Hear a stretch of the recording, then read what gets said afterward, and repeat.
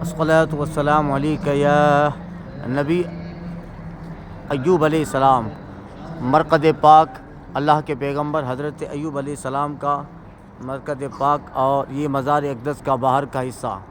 اللہ کے پیغمبر حضرت ایوب علیہ السلام جن کا قرآن مجید میں بارہا ذکر ہے، اور ایوب علیہ السلام کا صبر، ایک طویل زمانے کے بعد اللہ تعالیٰ نے انہیں مرض اور بیماری سے شفا عطا فرمائی، اور طویل مرض میں جتنے سال رہے صبر کے ساتھ، شکر کے ساتھ اللہ تعالیٰ کی بارگاہ میں صابر اور شاکر بندے بن کے رہے، جن کا صبر کا ذکر بھی قرآن میں اور ان کے بیماری کا ذکر بھی اللہ نے قرآن مجید میں فرمایا، اور ان کے صبر کو عالم اسلام اور امت کے لیے، دنیا کے لیے اللہ تعالیٰ نے ایک مثال بنا کے رکھا۔ قرآن مجید میں اللہ تعالیٰ نے ان کا ذکر فرمایا، بسم اللہ الرحمن الرحیم، وَأَيُّوبَ إِذْ نَادَىٰ رَبَّهُ أَنِّي مَسَّنِيَ الضُّرُّ وَأَنْتَ أَرْحَمُ الرَّاحِمِينَ فَاسْتَجَبْنَا لَهُ فَكَشَفْنَا مَا بِهِ مِنْ ضُرٍّ الآیہ۔ اللہ تعالیٰ نے قرآن مجید میں ان کے صبر اور استقامت کا ذکر فرمایا۔ جب ایک طویل مدت کے بعد شفا پائی تو انہوں نے ایک کنویں میں آپ نے غسل فرمایا۔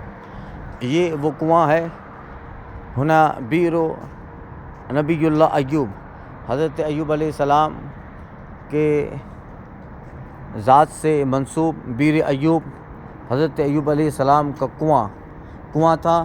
اس وقت اس کو کنیکشن نل کے ذریعہ دے دیا ہے، اور جہاں حضرت ایوب علیہ السلام کی بیوی صاحبہ بی بی رحمت کا مزار ہے، وہاں جو کنواں ہے اس کا کنیکشن یہاں لایا گیا ہے، جیسا کہ یہاں کے خادم نے بتایا۔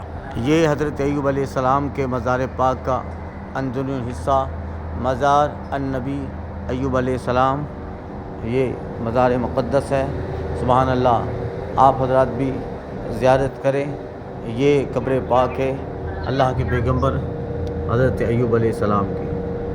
الصلاۃ والسلام علیک یا نبی ایوب علیہ الصلاۃ والسلام، الصلاۃ والسلام علیک یا سیدی یا حبیبی یا رسول اللہ۔ مرقد پاک نبی ایوب علیہ السلام، عراق، حلہ۔